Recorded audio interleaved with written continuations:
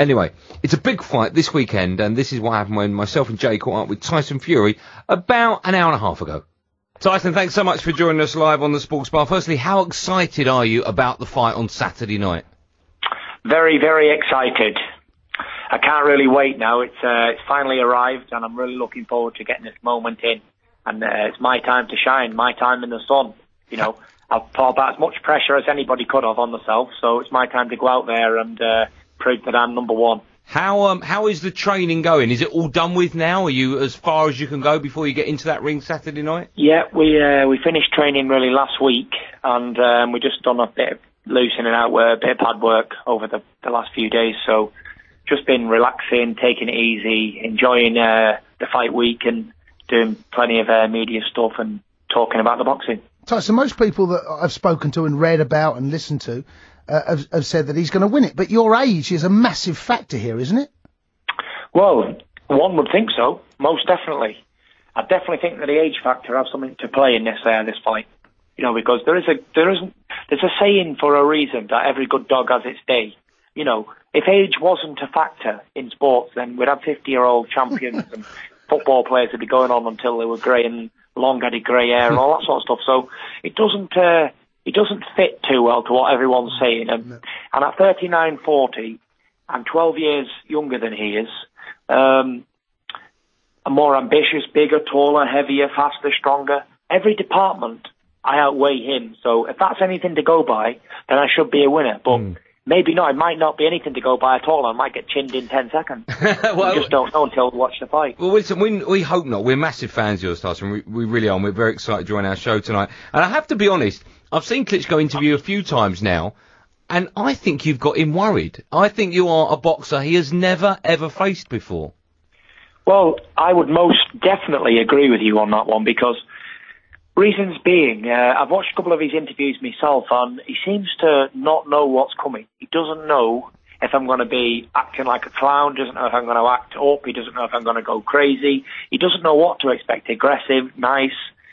He's just very confused with me. And even with these training partners he's tried to get to copy my style, he doesn't know what to get. He doesn't know if to get orthodox, southpaw, people who can move and twist, or people who's aggressive.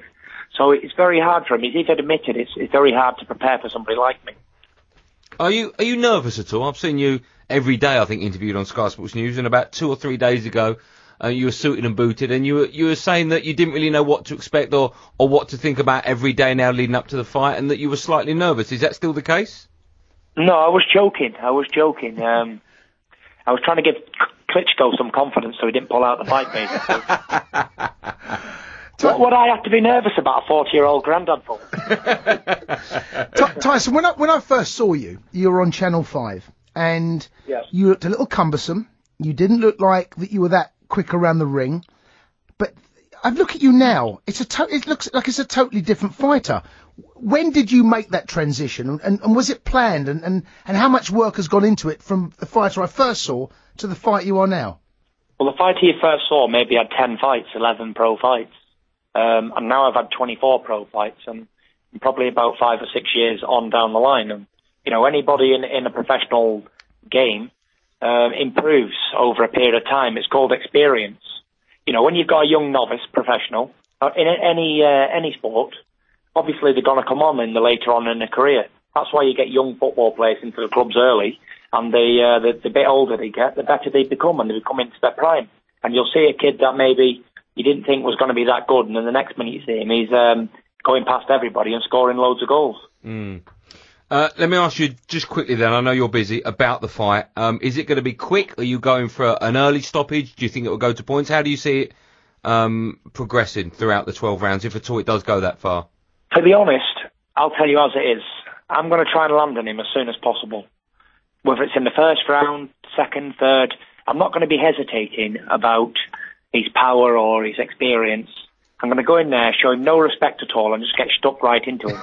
You know, I think that's what it takes. Yeah. And no one's ever done that before, have they? And the ones who did beat him, knocked him spark out. So I think it's a good rule. I think I've just got to get forward, best foot forward, and get swinging away until one lands. Well, listen, thank you so much for coming on. Have you thought about what happens when you become champion of the world, as to who you'll go for next? Like David Haye, do you think you'll do that? Yes, I have. I've got a massive song planned for after the fight, so everyone's in for a massive treat. Yeah. So be tuned for that. And I want to fight. I want to fight Deontay Wilder next in the straight after fight. Okay. Unify the division and become undisputed. And what about someone like David Haye? Would he be on your radar, or would that be below you now? Most definitely not. David Haye doesn't even have a central area title. Doesn't have an area title, so never mind a world title or a position where I would gain anything from beating him. And let's face it, he was a man who was scared twice to fight me and cost me a hell of a lot of money and a hell of a lot of time. So he's a man that I would give no opportunities to at all. And can you see yourself in a ring with Anthony Joshua? Most definitely. If he keeps winning and he keeps going, there's only one position for us both, and that's collision. Okay, well, Tyson, thank you so much for coming on. I'm meeting up with you next week, actually. We're doing something for MUTV, so I'm very excited about sitting down with you and having a proper chat. We cannot wait to see the fight, and we wish you all the luck in the world. And I think you can do it. I really do. Agreed. Good man. Thanks very much, everybody. And for the listeners, I'm really going to go in there and give it my best shot, and I don't talk on air. What I say, I deliver every single time. Tyson, you're an absolute star. Thank you so much for coming on our show tonight, and best of luck for Saturday night.